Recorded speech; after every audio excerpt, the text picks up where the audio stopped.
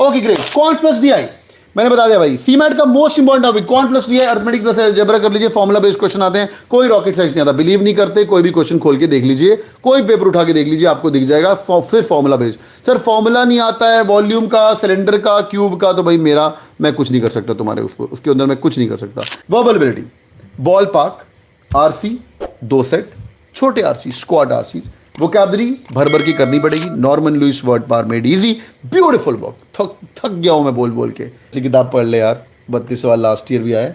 Last year जो पहला सवाल आया ना, लास्ट ईयर जो पहला सवाल आया वो आया पहले पेज से एटिमोलॉजी से। ये लो, एटिमोलॉजिकल अप्रोच, ठीक है, ये सीमेट का पहला सवाल है।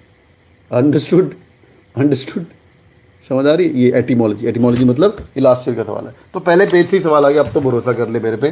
बेस्ट थिंग यूट्यूब फैमिली, तो यूट्यूब पे 6 वीडियो पड़े हुए हैं, 11 सेशन, किताब लेके सर रट्टा मार लीजिए। कैट किंग फैमिली जो सीमैट के लिए ज्वाइन कर रहे हो अभी, डैशबोर्ड पे पूरी किताब रट्टा मार के, रट्टा नहीं सॉल्व की हुई है। हेडफोन लगाना, 4 या 5 दिन के अंदर तुम सारे नोट्स ले सकते हो। बड़ी प्यारी किताब है, ठीक है भाई। आगे चलते हैं। आरसी वोकैबुलरी ग्रामर, अरे ग्रामर के अंदर अगर गलती हो रही है, अभी रेन मार्टिन पढ़ने का टाइम नहीं है। मैंने एक आर्ट बताई हुई ग्रामर की, जिन लोगों ने अभी तक वैसे सॉल्व नहीं किया, आप लोग कर सकते हो।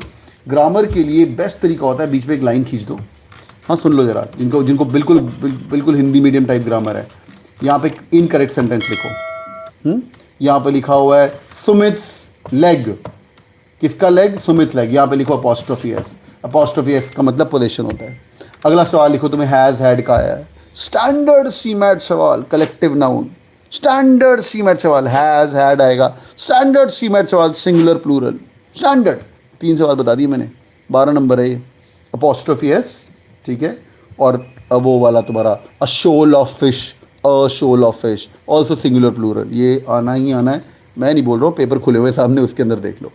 एक और pro tip, last to last year तक कुछ फॉरेन फ्रेजेस भी आए थे, like for example carpe deem.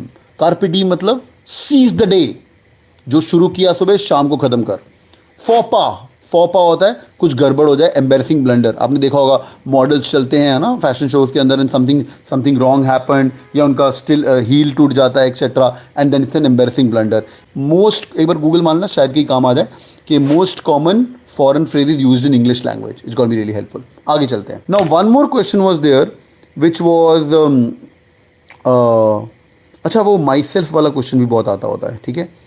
Each one teach one, ये भी याद रखना। हाँ, each one teach one, each one ही होगा, ईच हमेशा सिंगुलर ही होता है, ठीक है। ये फ्रेज ऐसे याद कर लो, each one teach one, each हमेशा सिंगुलर होता है। ये भी सीमैट का लास्ट ईयर का सवाल है, ठीक है भाई। 3 पार्ट हैं, नोट्स बनाइए, वोकैबुलरी आरसी रट्टा मारना है, नॉर्मन लुइस का सोर्स है, पिछले 3 साल से वहाँ से आ रही है, इंशाल्लाह इस बार भी वहीं से आएगा। Logical reasoning, blood relation, direction sense, जितनी भी टाइप है सारी करनी पड़ेंगी। कोडिंग डिकोडिंग कोई भी आप छोड़ नहीं सकते। 20 सवाल, very scoring. People who crack Jamnalal Bajaj, score देखोगे अगर आप, क्वांट 20 में से 20 सवाल भी ठीक होते हैं, एलआर 20 में से 20 सवाल भी होते हैं। जो सीमैट वाला जो तुम्हारा बाकी का परसेंटाइल 94 95 आता है जीके के सेक्शन के अंदर भी।